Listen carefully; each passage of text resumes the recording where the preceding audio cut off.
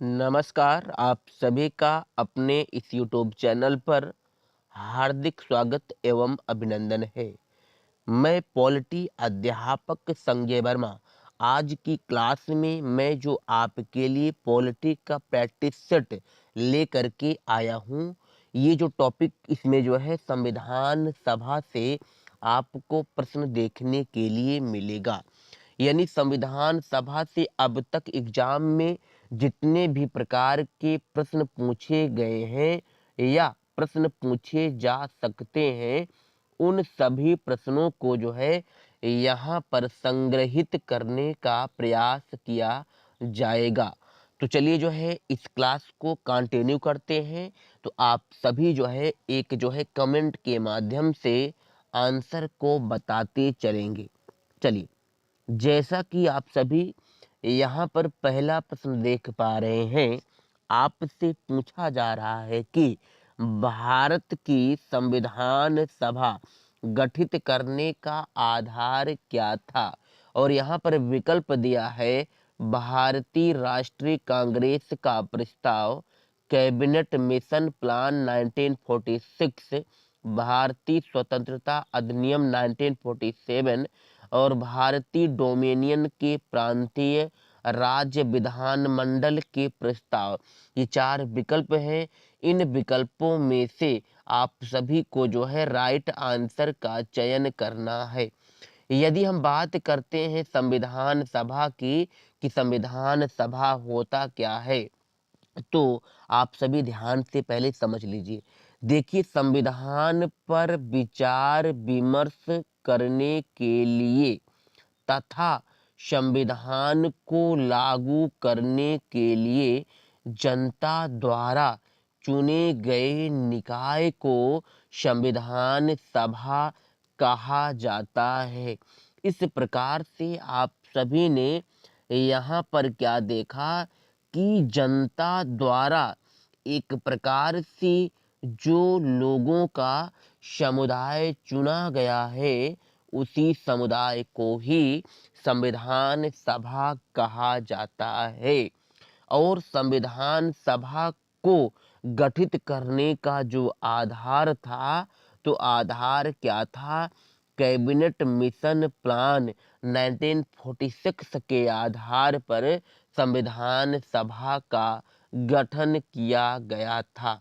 और ये जो कैबिनेट मिशन प्लान है, यह 3 सदस्यीय प्लान था। और इनके सदस्यों में यदि हम बात करें कि कौन कौन से लोग थे, तो जो इसके पहले जो सदस्य थे, अर्थात जो पहले स्थान पर थे, उनका नाम है सर स्टेफोर्ड क्रिप्स थे। और यही क्रिप्स जी जो थे कैबिनेट मिशन प्लान के अध्यक्ष थे। और इनके सदस्यों में देखा जाए तो अलेक्जेंडर कनिंघम जो है अगले सदस्य के रूप में थे। और इसके बाद देखा जाए तो सर पैंथिक लॉरेंस जो है अगले सदस्य थे।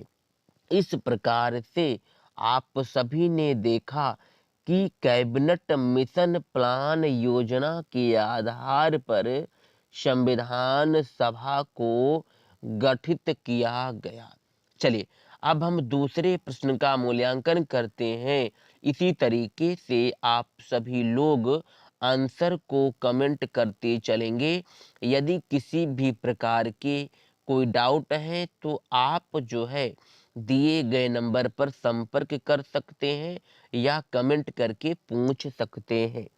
प्रश्न संख्या जो 2 है, इसमें आपसे क्या पूछा जा रहा है कि भारत की संविधान सभा किसके अनुसार गठित की गई, आपको बताना है। विकल्प दिया है साइमन आयोग का प्रस्ताव, क्रिप्स प्रस्ताव, माउंटबेटन योजना, कैबिनेट मिशन प्लान।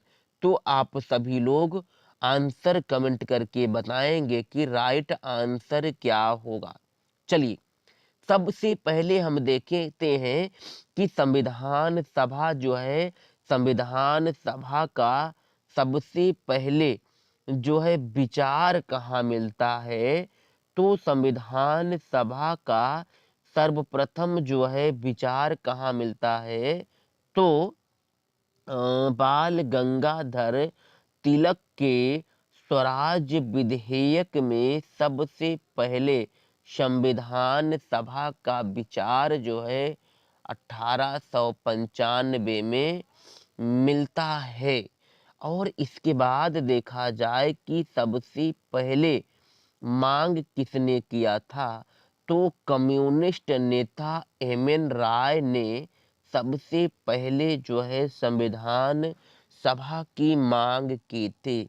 और हम देखते हैं कि अंग्रेज सरकार के स्तर पर सबसे पहले संविधान सभा के गठन की बात किस प्रस्ताव में की गई थी, तो उसका नाम है अगस्त प्रस्ताव।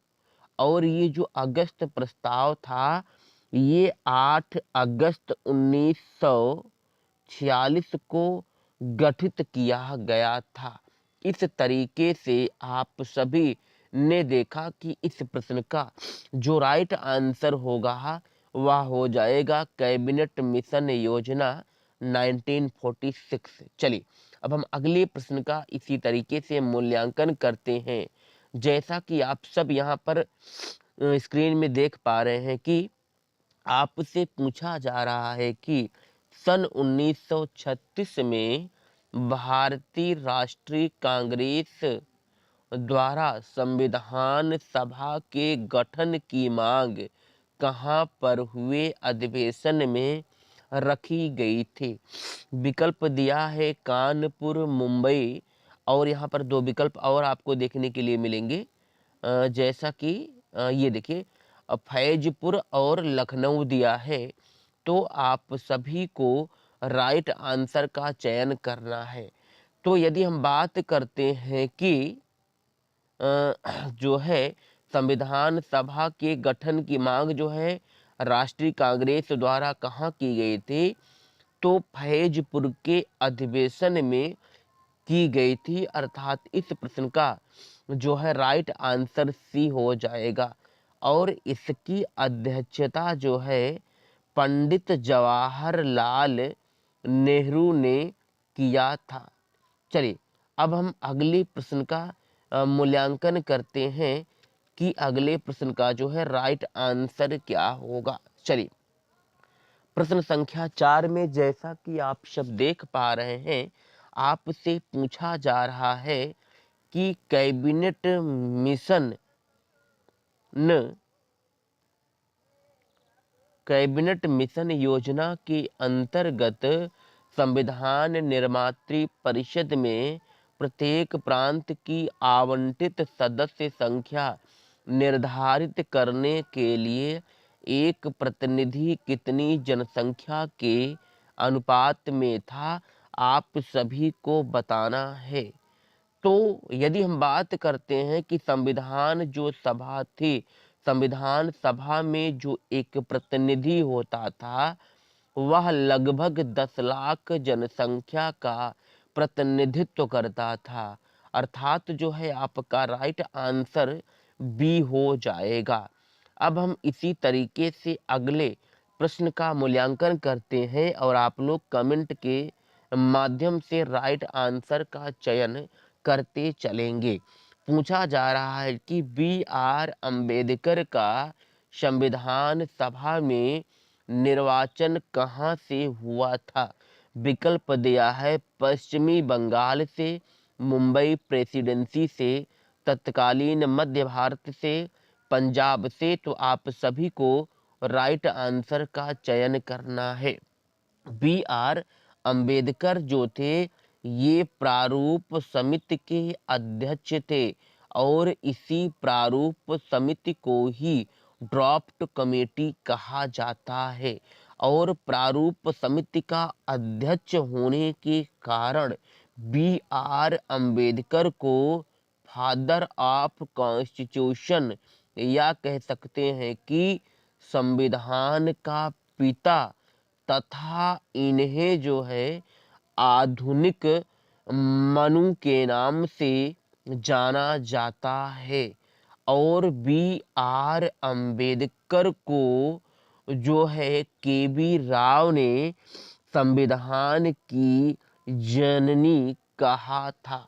चलिए, इस प्रकार से आप सभी ने यहाँ पर देखा कि बी आर अम्बेडकर का चुनाव कहाँ से हुआ था, तो हो जाएगा पश्चिमी बंगाल से। चलिए, अब हम अगली प्रश्न का मूल्यांकन करते हैं और आप सभी राइट आंसर का चयन करते चलना। प्रश्न संख्या 6 में आप सभी से पूछा जा रहा है कि संविधान सभा अ, का प्रथम अधिवेशन कहाँ हुआ था, आपको बताना है। विकल्प दिया है मुंबई, कोलकाता, लाहौर, दिल्ली। तो आप जो है राइट आंसर का चयन करें। देखिए दोस्तों, संविधान सभा की जो पहली बैठक हुई थी वह 9 दिसंबर 1946 को हुई थी। और कहाँ हुई थी, तो नई दिल्ली में स्थित काउंसिल चैम्बर के पुस्तकालय भवन में हुई थी। इस तरीके से इस प्रश्न का जो राइट आंसर होगा वह डी हो जाएगा आपका राइट आंसर। चलिए, अब हम देखते हैं कि प्रश्न संख्या जो 7 है, इसमें जो है आपसे पूछा जा रहा है कि संविधान सभा का पहला सत्र हुआ था। विकल्प दिया है 16 अगस्त 1947 को, 26 जनवरी 1948 को, 9 दिसंबर 1946 को, 26 नवंबर 1946 को। तो आप सभी को राइट आंसर का चयन करना है। तो आप सभी को पता है कि संविधान सभा का जो पहला सत्र या जो पहली बैठक हुई थी वह न्यू दिल्ली में जो है काउंसिल चैम्बर के पुस्तकालय भवन में हुई थी। और जिसकी अध्यक्षता डॉक्टर जो है सच्चिदानंद सिन्हा ने किया था। और बाद में डॉक्टर राजेंद्र प्रसाद को इसका जो है परमानेंट चेयरमैन बनाया गया था। चलिए, इस तरीके से आप सभी ने देखा कि इस प्रश्न का राइट आंसर जो है वह सी हो जाएगा। चलिए, अब हम अगले प्रश्न का मूल्यांकन करते हैं। प्रश्न संख्या 8 में जैसा कि आप सभी देख पा रहे हैं कि आपसे पूछा जा रहा है कि संविधान सभा के अस्थायी अर्थात टेम्परेरी चेयरमैन कौन थे। विकल्प दिया है B R Ambedkar, doctor Rajendra Prasad, doctor Sachchidananda Sinha, K M Munshi. तो आप सभी राइट आंसर का चयन करें। देखिए, संविधान सभा का जो अस्थायी अध्यक्ष बनाया गया था वह जो है डॉक्टर सच्चिदानंद सिन्हा को बनाया गया था। और कब बनाया गया था, तो 11 दिसंबर 1946। यहाँ पर थोड़ा सा त्रुटि हुई है, यहाँ पे होगा 9 दिसंबर को ना। हाँ, 9 दिसंबर 1946 को ही डॉक्टर सच्चिदानंद सिन्हा को संविधान सभा का टेम्परेरी चेयरमैन बनाया गया था। और ये जो है प्रक्रिया किस मॉडल पर आधारित थी, तो ये जो प्रक्रिया है फ्रांस मॉडल पर आधारित थी। अर्थात इस प्रश्न का राइट आंसर जो है सी हो जाएगा। अब हम चलते हैं अगले प्रश्न का मूल्यांकन करते हैं। प्रश्न संख्या 9 में जैसा कि आप सभी से पूछा जा रहा है कि संविधान सभा के स्थायी अध्यक्ष कौन थे, आपको बताना है। विकल्प दिया है B N Rau, B R Ambedkar, doctor Rajendra Prasad, Sachchidananda Sinha.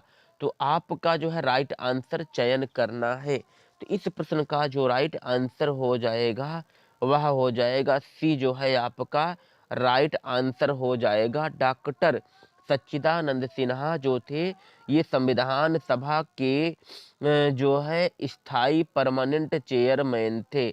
और 11 दिसंबर 1946 को इन्हें जो है बनाया गया था। चलिए, अब हम अगले प्रश्न का मूल्यांकन करते हैं और आज की क्लास में हम जो है प्रश्न संख्या 10 तक ही आपको कराएँगे और इसके बाद जो है नेक्स्ट वीडियो जो है आपके लिए लेकर के हम आएँगे। तो आपसे पूछा जा रहा है कि 11 दिसंबर 1946 को किसे संविधान सभा का स्थायी अध्यक्ष चुना गया था? विकल्प दिया है Jawaharlal Nehru, doctor Rajendra Prasad, B R Ambedkar, K M Munshi. तो इस प्रश्न का जो है आप सभी को राइट आंसर चयन करना था। तो इसका जो है राइट आंसर क्या हो जाएगा? डॉक्टर राजेंद्र प्रसाद हो जाएगा। तो आज की क्लास में इतना ही। एक उम्मीद और आशा करते हैं कि आप सभी को सारी बातें जो है 100% समझ में आई होंगी। इसी तरीके से आप सभी लोग अपना स्वयं का जो है लेवल चेक करते रहें कि हमारी एग्ज़ाम की तैयारी जो है कितना हुई है। और आज के लिए इतना ही। Thank you so much. All the best आप सभी को।